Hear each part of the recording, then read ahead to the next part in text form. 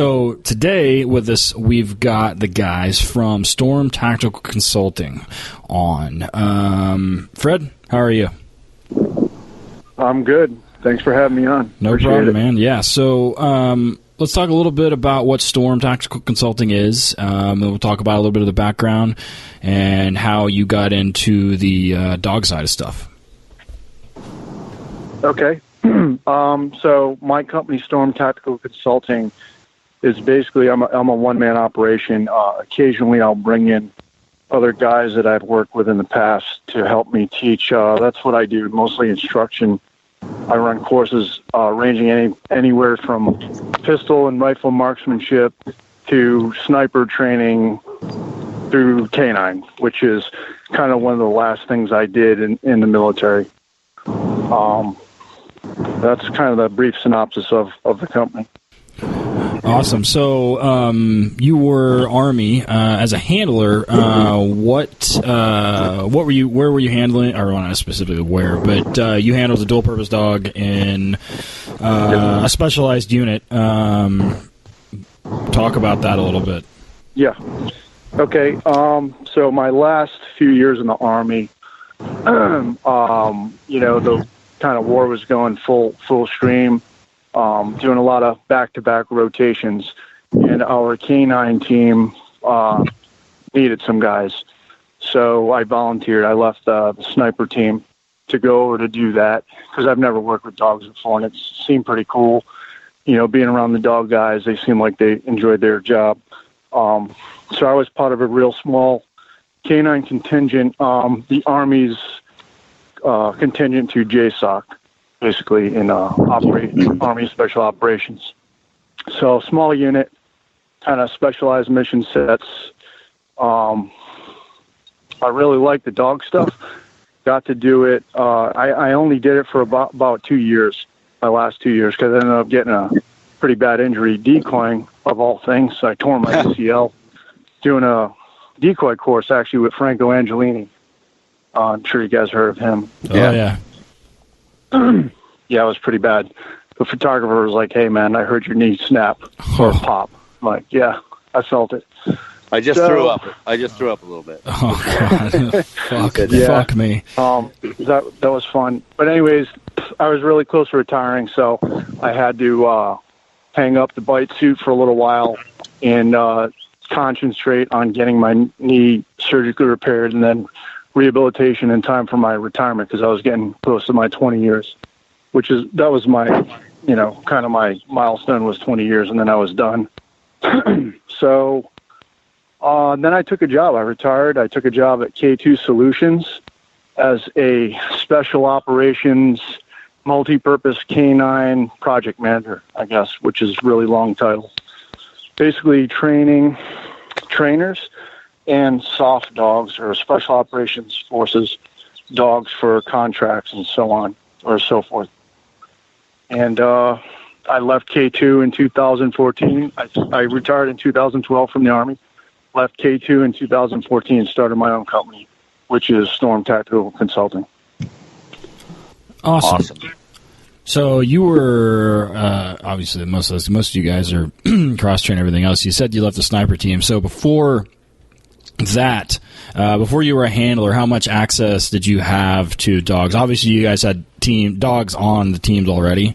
Yeah, so we have a dedicated canine team, which I guess try to keep it vague here, but the department of the unit I was in, or the subunit of the unit I was in, we had a canine team that would attach members, a dog team, basically handler and dog, right, to an assault team or whatever the mission sets were to an element, and they would get attached for that deployment or those missions.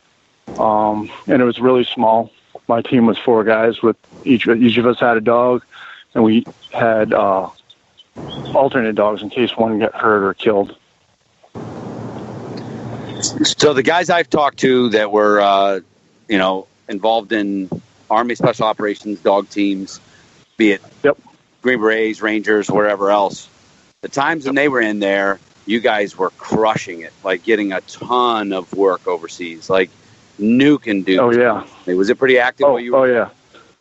Yeah. So the unit I was in, we started the soft canine program, kind of spearheaded it, and then all the other units kind of fell into play and picked up the program. And now some of them have really huge dog programs, which is pretty cool because it's such an awesome tool, man. They're just figuring out how to, I don't even think they have figured out all the possible capabilities you can do with those dogs, but yeah, it's pretty big. It blew up in the short, I guess it started in the early 2000s, right around when the global war on terrorism started. And then, now, like, they don't go outside the wire without taking a dog or two with them, depending on the mission set.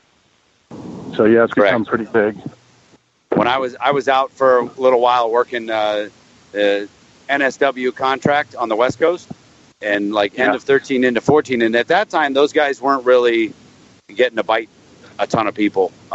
They were early on, and during the wars and stuff, but the NSW had kind of pulled them back on actually biting people. But a friend of mine that was in the Army program, I'll ask you afterwards, you might know him, but he was like, yeah, dude, we're going for 6 months and we're just getting double-digit numbers and crushing people. And I'm like, that's what it should be. Yeah, there was in its heyday, man, when it was at full steam, we were doing, I don't know, 2 hits a night sometimes, maybe even 3 if there were follow-ons, and guys were getting dog bites left and right. Unfortunately, because the tool that it is, we would lose a lot of dogs.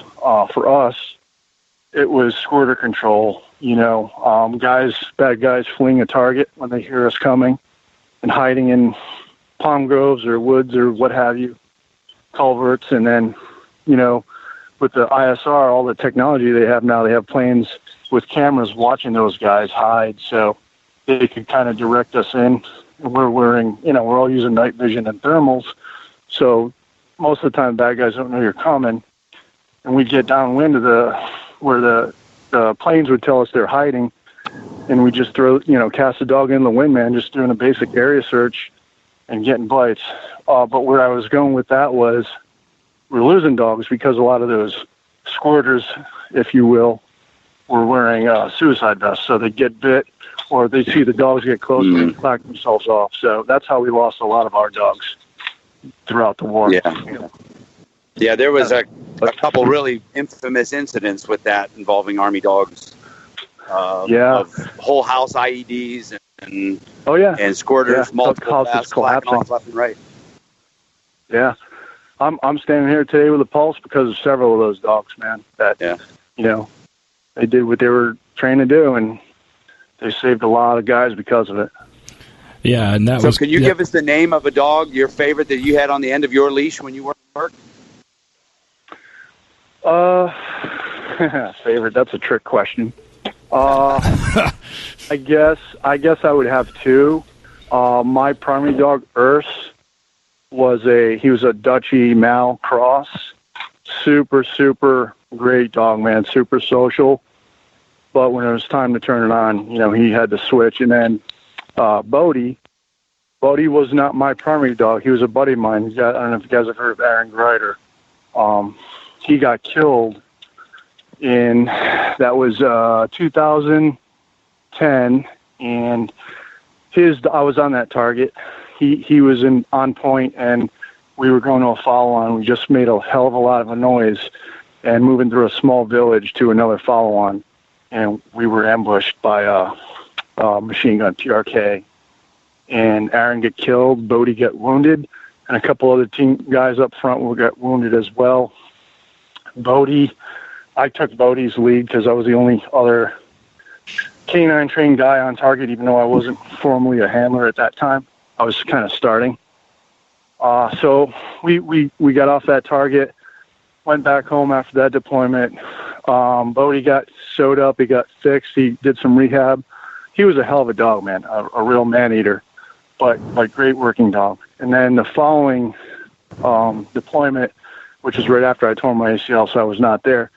One of my teammates was working Scotty, and they were doing a movement to contact. They knew of an enemy machine gun position with a couple bad guys, on a ridge line. They were moving to it.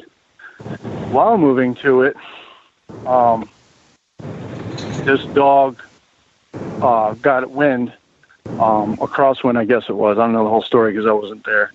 But he knew, he picked up on some bad guys that were laying in ambush for them that they did not know about while they were moving there. So he went and engaged these bad guys. Before he could get to them, they got him because it was a machine gun. They burned him down pretty good. But he saved that whole troop, man.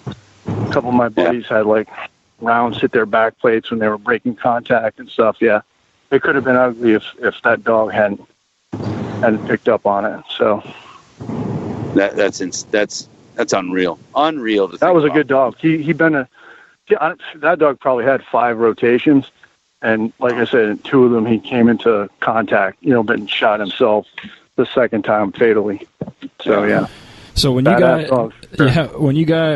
got into the dog to start that program, the dog side anyway, what was the process for like selection and procurement of the dogs? Or did you guys just kind of fly by the seat of your pants? Did you rig out some of the other units? Did you bring in some expertise from other guys, or how did that work out? Well, that's a good question. Yeah, that place, we don't really do things flying by the seat of our pants. Right. Yeah. So although the beginning of the program, because we didn't know, we never used these dogs before, but we brought in experts. So we went out and found probably some of the biggest names in the industry for the police canine world, some like top level trainers. Brought them guys in, and they helped us get it started. So no, it wasn't kind of like jumping in. We had some help. We bought some or paid some guys to help us out, and then we built on that program, and it's still evolving to this day. Yep. Yeah. There's been some other interviews of some other guys from there that where they came later in the process, I guess, and they kind of said the same thing. But I always find it interesting because the selection process on that end is a lot different than it is on say like the police side of things. Even though it's similar dogs, but the process is a lot different, which is I always find interesting. I mean, one of our buddies who I keep intending to have on, he was a handler in the 1st Battalion, and he did a rotation as their trainer. And when he got out, he was like, "Oh, I need some green dogs. And where do I get them?" I'm like, "What do you mean?" He was like, "Oh, when I was a battalion, they just fall out of the sky." I'm like, "Well, somebody pre-screened them for you." So he was like, "I just show up at the airport and they were badass." I'm like, "It doesn't work like that here." So yeah, no, the selection. I think the selection, and I don't think, I know the selection and training for the dogs is more harder, I guess, or higher failure rate, attrition rate is higher for the dogs than it is for us. I mean, we're talking about go to Europe on a dog buying trip, buy a group of dogs, and probably 90% of them, I would say, if I had to guess, wash out. They get like a 30-day kind of selection and training program, and if they don't show the traits necessary during that first month, they get sent back to the vendor. And luckily, we hired those really smart canine guys in the beginning, and some of them are still there because they already had the contacts in place in Europe and Holland and Netherlands is Holland, but right. Belgium and Germany, those good dog breeding programs. Yep. But yeah, the selection was pretty stringent for the dogs. So since you're in the early stages of this, and there's going to be a lot of trial and error. What are some things you tried in the beginning that you guys washed out? You're like, yeah, this was dumb, or it just isn't practical. One of the original trainer we brought on, he's still there. He's one of my mentors, and I still talk to him this day. He's still there, kind of running things and helping bring new dogs in and train new handlers. I can't say there's any specific training technique. Well, maybe That's a trick question. I wish I was more prepared. Yeah, detection. I guess training bomb detection. They don't do it the same. Like we originally did the protocol boxes in the beginning. Now they're not when they're imprinting dogs. They're doing some other techniques now. But a lot of those fundamentals, man. Basics are basics, and mastering those basics is how you become really good. I guess it's kind of like that. I don't know if that was a good answer that you were looking for. No, it's something that Eric and I... Equipment has changed. Yeah. Some of the equipment kind of went away that we started with compared to what they're using now. Yeah. Yeah, that's something that so Eric your previous experience, you came from the sniper unit, and then probably other things before that. Did your previous experience help you as a handler as far as maybe tactics and helping to build the tactics, things that you had seen in the past, or was it just still kind of building from the ground up? Yes. My past experience definitely helped me. Being an operator, being really switched on, which most guys where I was working are, helps. Being that I hate using those shrink analogies as type A personality and that stuff. I don't necessarily hold a lot of faith, but that's, I guess, the analogy I'm going to use. So those type A, those pipe swingers, those ass-kicking guys that are switched on, and that helps being a handler. You don't want your, introverted, kind of not so assertive guys being dog handlers. You want them up front, spearheading the way, getting out front and finding, threats, finding bad guys, finding bombs, whatever it is. That's why you're there. So you want someone a little more, type A, I guess. Makes sense to me. I don't know. There's a lot of units. Just to caveat that. Sorry, I didn't mean to interrupt. There's a lot of units that don't recruit their handlers. They use more of a support role handler. In other words, hey, we need a dog because we found a tunnel. Let's send them down here and look for a device or something like that.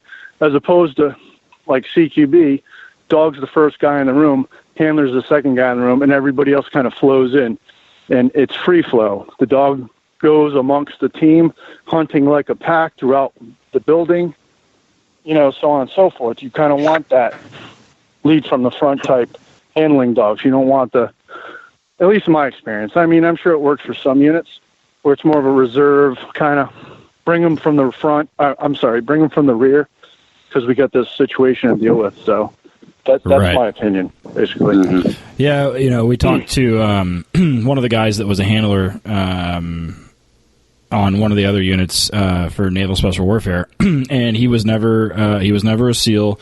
He didn't go through buds. Right. He was a dog guy. He was a master at arms. And MA, probably, right? Yeah, exactly. And super good guy, super good dog handler, and went on some fucking hairy missions and did some hairy target shit. But still, it got blown up. But I mean, he said that was and he was there at the very, very beginning of that program when they didn't have like dog handlers in that unit. So, I guess it sounds like you guys, you kind of recruited from within your unit and said, who wants to do this? Like, who wants to be a dog handler? And so you guys not just did it, but yeah, so that's sort of how those guys do it now, but it sounds like you guys did it that way. And that's something that Eric and I kind of harp on that a lot, both going back to basics and then also handler selection is such an important thing with, picking handlers and pairing.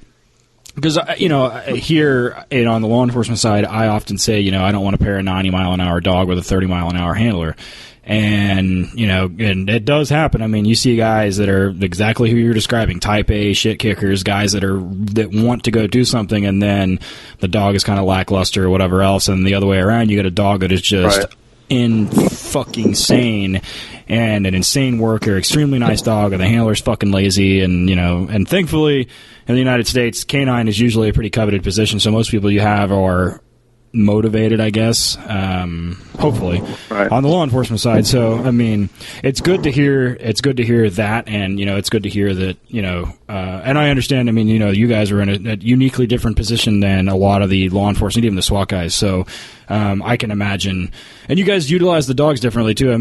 That's than some of the other units. So that being said, with the way that you guys integrated, so did you train the dogs, get them trained up, and you train with a bunch of handlers, correct? And then you integrate with the team after? Yeah, initially the dog kind of goes through his initial training with a trainer and then gets assigned a handler, usually a new guy, unless he's replacing a dog that was killed or got sick or something like that. Right. And then that dog and handler team will integrate once they're through their basic, we'll call it basic handler course, right? Once they complete that time, then they get assigned to an operational element, and they kind of jump in there, man, and get started with training stuff, training missions first, and then build up to a deployment or, So whatever, the guys that had never really been around dogs, like a lot of the team guys that had never been around them, and I know you guys cross-train and everything else, but what are those first couple of training missions like when it's a new guy, new dog, with a team, and maybe they know the guy, maybe they don't, it's not exactly a large community, but, then is there anything funny that you can talk about that's happened? Yeah, I mean, there's probably like dozens of funny stories like that. Luckily, we don't use the handler's not a new guy. He's an experienced operator. He's done his time on an operational element. So he's got experience, and he's seen the dog because it's gone on multiple targets with him before. So I mean, he's never handled one per se, but he has experience running through buildings with dogs or moving to targets, stuff like that. I'm trying to think of a funny story. Well, I wish I was better prepared. No, that's fine, man. I've done a couple of the SWAT deals here in the U.S., and you get these SWAT guys that haven't ever been around a dog, and they're kind of trying to decide how this dog's going to work. They don't even know what they're capable of doing, everything else, and you inevitably get to the question. It's like, all right, what do they do if the dog bites you? They're like, oh, shoot it. And you're like, no, you don't shoot the fucking dog. No. Yeah. Well, we actually do a little train up with the assaulters, the non-canine guys. Right. Almost kind of think about your IFAC, your little individual first aid kit. A medic probably sat down and gave you a little class on here's how you use a tourniquet. Unless you were a medic previously. Here's how you use a chest seal, so on and so forth. Same with a dog, man. I'll go with my troop, and I'll give a little class. Hey, this is K9 Urs. He's a dual-purpose, explosive detection patrol dog. I'm going to teach you some key phrases when we're moving through a target. If he does this, in other words, you want to cast him into this room. I'm going to teach you guys the key phrases we use. If you want them to stop doing something, hey, phooey, nay, whatever. Right. We kind of give them a little once over the world on canines, even if they're not canine guys. So everybody gets a little, get their feet wet a little bit. Because it has to, man. It's one big, giant, chaotic, episode going on inside a house or a building. Flashbangers, breaching charges, gunfire, all this chaos is going on. And those dogs got to be clear-headed, man, and they got to be able to discriminate and make good decisions, as well as operate with a team or as part of a team. You just think of dogs, one big pack of dogs hunting, and that's our comparison when we train those dogs, hunting with us in buildings or outside or what have you.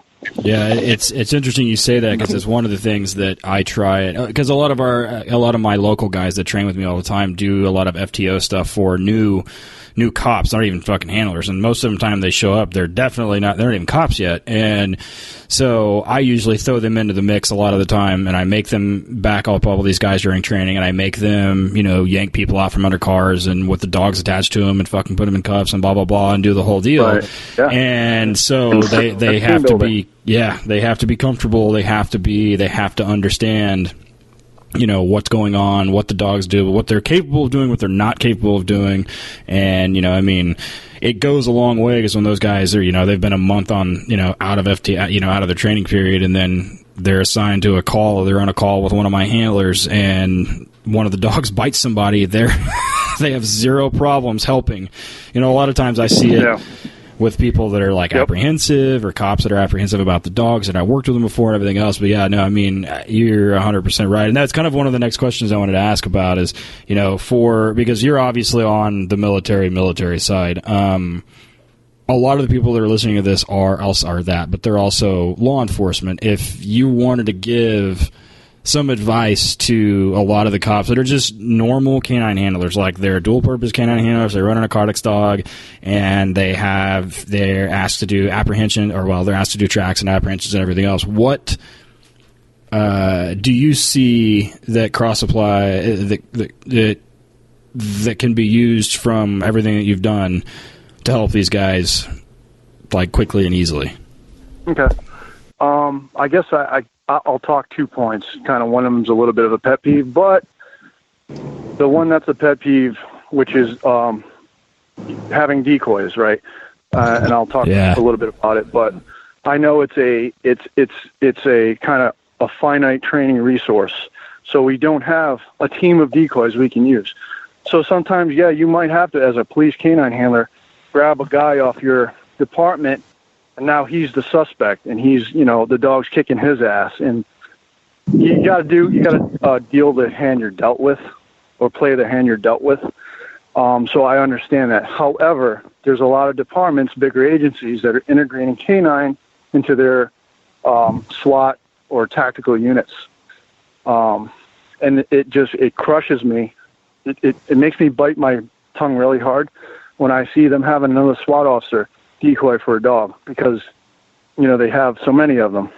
And like I said, I know that's a finite resource. We don't all have that luxury of having a team of professional decoys come in. However, if you want this dog to treat that guy as a member of the team, as a peer, or even above a peer, you can't have him kicking the guy's ass, 3 out of 4 training scenarios a week or whatever. So I would say, if you're going to have decoys, maybe look around, train some guys up, maybe some other support staff or something like that, or another department. If you're buddies with another department, ask for help, just because you're conditioning this dog to do something, right?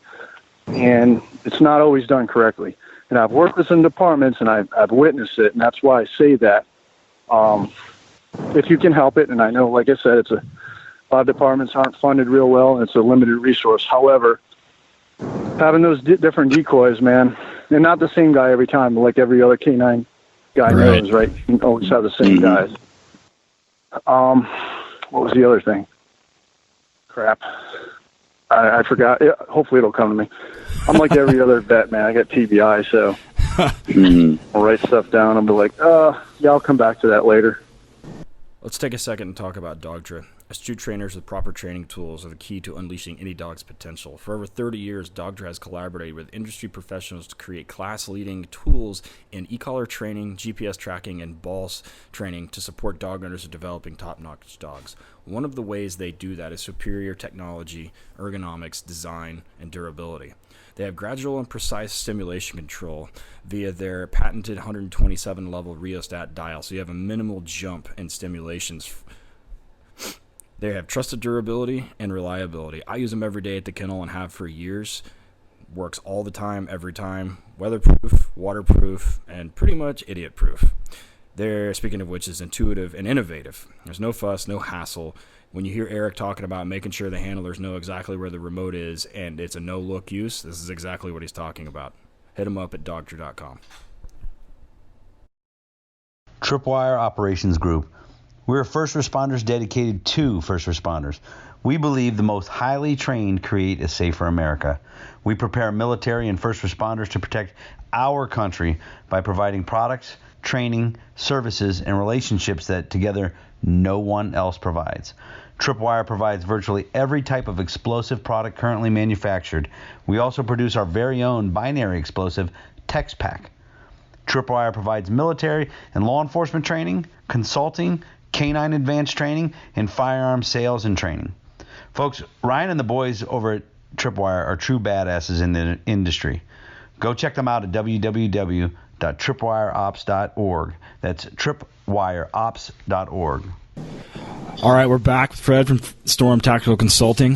We've been talking about pet peeves and some of the stuff that law enforcement handlers should be able to learn from some of these guys that have gone overseas a bunch. So, Fred, now you did 2 rotations as a canine handler and then hit your anniversary date and got out, correct?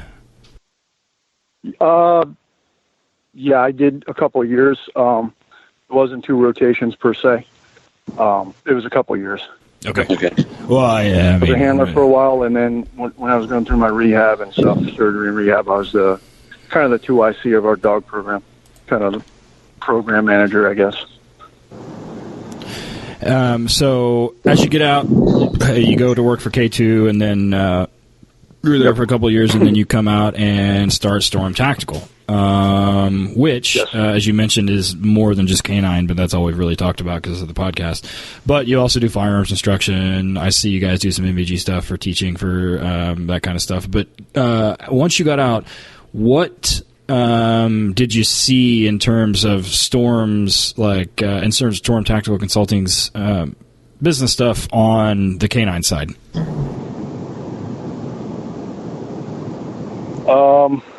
Not really sure I understood that question. So, I'm sorry. We can cut it. No, go ahead and reword it for me. Sorry about that. So after you get out and you start Storm Tactical, from the canine perspective, what were you doing? Were you doing law enforcement? Were you doing ATF? Gotcha.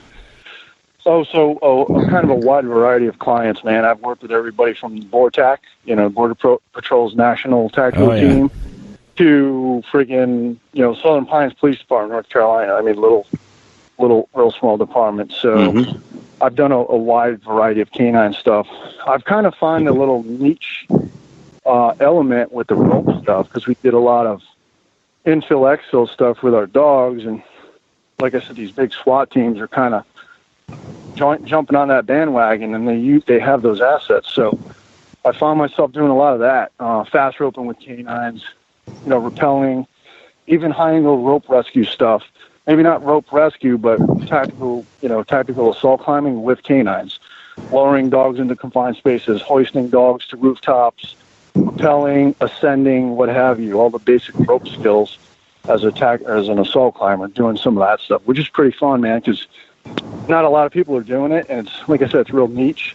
Unfortunately, you can't pay your mortgage on doing those classes because you can't book like 12 of those a year, but they're kind of neat. Get to do a few of those, Yeah. Done some explosive detection classes with some SEALs, and just a wide, like I said, a wide variety of clients. Awesome. So for 2018, you have several classes booked up. I don't think you don't have any canine stuff set up this currently, correct? I kind of leave that. I don't have any on the calendar. I leave that kind of open. If I get a call from an agency requesting it, then I'll prepare a quote, submit the quote, and I've got a couple agencies kind of doing that right now. They're working through some budgeting, so not everybody has money for canines. So right, I'm sure you guys understand that. Oh yeah. So you do part of your thing if you have an issue with dog stuff. You do a lot of. They mostly hire you for SWAT integration with the dogs. Is that? Yeah, I've done a lot of that. Integrating dogs into tactical teams or tactical operations. Now, what law enforcement's version of that is compared to tier 1 soft units, it's a little different, but a lot of the principles are the same fundamentals. I would guess now, because I was on SWAT for a long time and I worked on dog on SWAT for almost 15 years. I would guess that you go to those classes and they hire you for canine integration on a team, and it may be a smaller team or whatever, and it turns into your tactics suck, and it ends up not even being a dog integration rather than a SWAT tactics seminar. I cannot confirm or deny that. That may or may not have happened. Every department's different, man. Some guys are super humble and super sponge-like. They'll take it all in. They eat it up. They love it. Yeah, I want to work my dog. I want to do this with my dog. I want to do that. But, you guys that have done law enforcement, then there's those canine guys, they've been doing it for 30 years, and they've always done it the same way. And one dog, one handler. Dog wants to eat everybody else, and that's kind of that old school police canine mentality. And I've come across that a few times. It's just, and that's I'm always a student. I'm always learning how to deal with that and kind of work with that kind of mindset, because they're out there still, So that's been my education, is learning, because I can't yell at people anymore, so I have to be political, or I have to be at least tactful. Right, and, right. Yeah, so I have to kind of be nice about it. Well, hey, try this, that, maybe that doesn't work. Let's try this way, or something like that. Just learning how to talk to people. Just like every other veteran who's transitioned. Yep. Right. Yeah, the hey, you guys suck was just mentally paraphrasing. Reading. Well, I did that at K2, and it didn't work well for me there. So, yeah, kind of one of the reasons I started my own company. Yeah. I got you. No, my partner is an old ass 7 Special Forces guy, and he has his moments. Yeah. Oh, yeah. Yeah. He has a few moments every now and then where I'm like, what? What just happened? It's that institutionalization. I read a good write-up on it yesterday, actually, and I'm like, wow, this pretty much hits the nail right on the head, man. Oh, yeah. It's a process. I hear a lot, and of course it's from people that don't know what the fuck they're talking about, but, we see a lot of times like SWAT dog this, SWAT dog that. What in your, and I asked Subtle a similar question on our like second or third episode. Like so? Yeah. That's where my first dog came from, man. That's where I got first. So no, it's fine. I have a sinking suspicion. I know what you're about to say, though. So when we're selecting dogs, or when you guys are selecting dogs for SWAT or for special operations, there's this big misnomer that these dogs are big, fucking gnarly, like out of control, this, that, and the other. And I'm like, because we get it a lot. They're like, oh, what's the difference between a SWAT dog and a patrol dog? And my answer is always control. Like, that's it. And, there's a lot more, and obviously there's a lot more different, but, I think there's this big misnomer about what they are and what they aren't. So kind of run down, I guess, easily, what your ideal special operations or SWAT dog looks like. Okay. So they have to be strong. They have to be really strong, tough nerve or high level of nerve. But they have to be social, man. I have to hand this. We got this big 10-foot wall. I have to hook up my dog to a rope, hand it to the guy on the top of the ladder, and have him hoist my dog over that. Maybe even grab my dog by the harness. And in the dark, under nods, maybe there's been gunfire nearby, so they've got to be social, man. They've got to integrate well with the team. I'll show you, if we ever meet, my dog now, Canine Boy, he's probably the friendliest, most social dog you'll ever see. I mean, this dog, he'll get on the ground with the kids and roll around and, get his belly rubbed. But when it's time to work, he has that switch when it's time to bite somebody or search for somebody to bite. So, and that's the thing with the SWAT integration is not every patrol dog has what it takes to be that dog. And that's the problem with SWAT units. Sorry? Oh, no, it was just some echo. Oh, echo. Sorry about that. The problem is a lot of departments, especially ones that don't have significant budgets, and I understand that, they expect their patrol canine to be the SWAT dog and be really good at discriminating, non-threats versus a suspect or somebody that wants to bite. Our dogs, they grew through weeks, and I mean weeks of target discrimination. We start, we put the training wheels on. We start real easy, and we build them up to it. So they're trained discriminators, man. Like I said, smoky rooms, dark rooms, gunfire, breaching charges, what have you. They're going to be able to come to a room where there's 3 operators rolling around with a bad guy and make a discrimination call and help apprehend the bad guy or make the correct decision of who to bite. And that's very difficult. Not every dog can do that. And there's testing, procurement tests to do to see if the dog possesses those abilities or traits to get started. So I guess that's the answer. Yeah, and I mean, that kind of discrimination. I yell at my handlers all the time. You know, the first thing I tell them during patrol school is you can't teach dogs to bite people and act shocked when they do. So, you know, I tell them, I was like, you know, in the U.S. when they start doing building searches that are off lead and everything else, I'm like, you better make fuck sure that whoever's in there ain't supposed to be in there. And, you know, you're not doing off-lead building searches in a fucking school at night if there's no sign of forced entry because you have an alarm call going because it could be the janitor. And I was like, because they'll bite old people, they'll bite kids, they'll bite the first fucking thing they come to. So you have got to, and what you just said confirms all of that. And I've heard similar stories about the way that those dogs are selected and the way that you guys teach that stuff. And it's super cool and it's super interesting. But, you know, I mean, they're taught, like you said, they're taught target discrimination just like you guys are. So, I mean, it's not rocket science, but in the same hand, you know, it's an exceedingly difficult skill set to teach to an animal that really generally only wants to do is just fucking bite people. So, like, yeah, it's definitely tricky, man. It has a lot of nuances to it.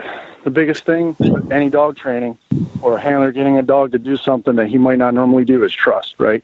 We have to have that trust. The dog has to have the trust, not us. And that goes a step further with the tactical unit integration. The dog has to trust everybody on that team and know everybody on that team.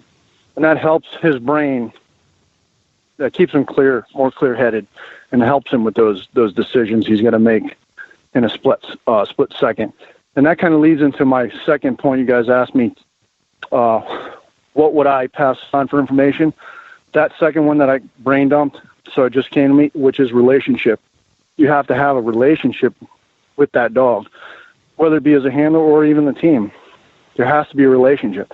I see way too many handlers just because their trainer, who was showed that way 30 years ago, hammer dogs. And yeah, the dog rebounds and can take corrections, and he's a hard-ass dog. However, if you keep hammering that dog into submission or into, conditioning a certain way in his brain, it doesn't facilitate all those other things. It's fear. He's operating under fear of the handler. You need to have a relationship and trust, not fear. That would be my, biggest takeaway for any handler, really. Yeah, that's always the downside on my end, because like for right now, Scott and I have, 12 dual-purpose dogs we're working on, and I don't have a ton of time to establish a huge relationship with those dogs, and I have like 16, 18 weeks or something, and I've got to do all of them. And the dogs are being handled by myself, by Scott. They're being handled by my kennel interns, Jamie and Josh. And I don't have that now. Those dogs are good when they're done and they go through the handler school and everything else, and the handlers start training with us. And by the end of the handler school, because those dogs have started to bond with that handler, those guys are able to take those dogs way farther than I ever could, even though they're not trainers in a short amount of time, because, I get access to the dog.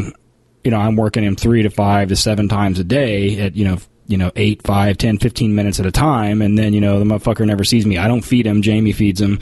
And so she walks him, I'm just the guy with the ball, or the guy, so it's something that is extremely important. And, sadly, I don't get to do that a lot with the dogs we have. I mean, I do bond with them eventually, but, as many of how many ever we've done through a lot, I bond with some I don't. Some, I have relationships with some, and it's a tentative one where I'm like, you're going to fucking work or you're not going to do anything. And they're like, okay, fine, I'm not going to bite you today. And but those dogs turn out to be fucking awesome when they get with their handler because, those dudes that team is fantastic. But no, I completely agree with that. That's fantastic advice as well, for sure. So the Storm Tactical Consulting, you do everything that it sounds like. What do you get excited when you get an email, you get a call? What discipline is like your thing? Like you really get excited about still? Sometimes it's so slow because the market's so saturated. It'd be any kind of email, but I guess my favorite stuff is like, I like doing the rope work, a lot of the high angle stuff. I also like doing some of the precision rifle, pistol. I guess those are I don't know if you can have 3 favorites. Yeah, of course you can. CTB, I can't pick a favorite. Yeah, sniper dudes are always sniper dudes, though. Sniper guys always go back to precision shooting. They always fall back it's to fun, and it's not as physical. Well, some aspects are the movement, maybe to and from position, but not as physical as I get older now. I'm like 45, and I'm all crusty, and all my joints are broken, and just rough physical shape. So it's easier to teach that stuff now. You make a lot of noise when you stand up back off your stomach from a shooting position. Grunts and yeah, I do a lot of that. Yep, I'm there with you. So what do you got coming up? Gotta do some. I've been doing a lot of kind of like what do you call it? What's the special ops guys for AFSA, Air Force? So I got a buddy who owns a company out in New Mexico, and he does a lot of full mission profile stuff, really, not just shooting specific or anything, but I'm going out there in June, doing a couple weeks with those guys. That's always fun because it's in the mountains, beautiful climate, a lot of long range stuff. We work on other stuff as well.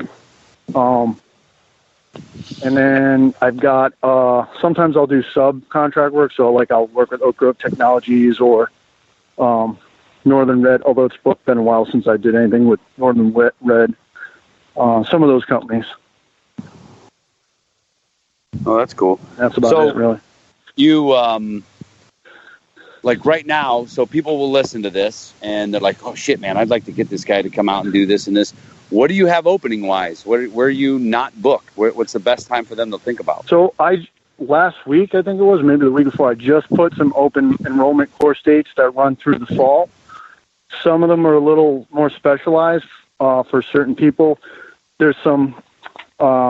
there's a low vis, we call it, which basically conceal carry type tactics, but taking it a step further, man, putting the tactics with it, not a concealed carry permit class, like here's the law, here's what you can get away with, and then here, shoot into this 9-inch pie plate from 15 meters away. This is a tactics class. This is how to manipulate the gun, working in and out of vehicles, blades, that kind of stuff. That's coming up soon, first weekend of June. I've got some precision rifle dates on the calendar. I've got some carbine pistol stuff. I've got land navigation and map reading stuff for guys that are looking to do selection courses. I did one last fall. I did an actual selection prep class where I do some team events, some water events, land navigation, that kind of stuff. I give them some classes in the beginning, and then I kind of test their mettle. I'm doing another one of those this fall. So I've got some stuff on the calendar for open enrollment. Awesome. Go ahead. I was going to say, it'd be kind of cool to have you come out to some of these high-risk deployment seminars that we do. Like, I do them. Eric does some of them. There's the guys like Paul Ludwig and those guys from Iron Dog do them a lot. And we teach basic handler, just normal handlers how to do, because not every call is a fucking SWAT call, and not every call is going to be one. It doesn't mean that you can't operate in a way that keeps you from getting fucking killed, and that you can't use the dog in a specific way, but it would be interesting to have a guy like you there. The last one I did down in Florida, I had an active ranger handler there, and he just fucking showed up, and he's a friend of mine, good dude, but having him there, we had another SWAT guy there, but having those two guys there was super interesting because, in as short as 3 days, we had just normal fucking patrol guys looking like they knew what the fuck they were doing. Mm-hmm. So, awesome. which is the whole point of that entire exercise anyway. But it'd be interesting to have a guy like you come out, and if even for like 2 to 3 days or whatever it is, with just normal canine guys and just super basic shit like, this is how we do entry, this is how we use long lines, this is what the dog should be doing, this is what they shouldn't be doing, because it's not just normal, just doing shit out in the middle of an open grassy field and whatever else. But yeah, if you have time. I mean, that would be super cool. Yeah, man, it sounds definitely like it'd be fun to do.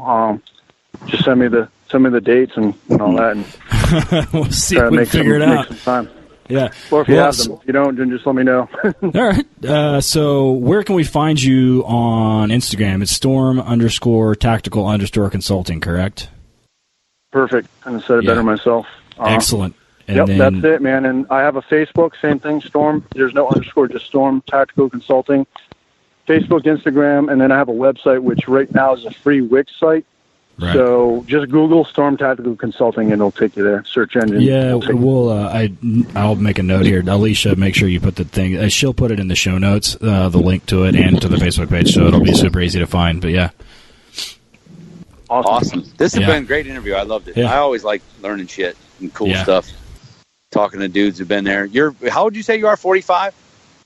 45, yeah. I'm 48, so finally somebody around my age. Fucking young guys like Ted. Both you motherfuckers are broken. No shit. In a lot of ways. That's the truth. That's the truth. Yeah. High impact job for about a long time. Yeah. Well, right on, Fred. Cool, this is an awesome interview. I appreciate it. It was an honor. Yeah. Thanks a lot, man. We'll talk to you soon. Yep.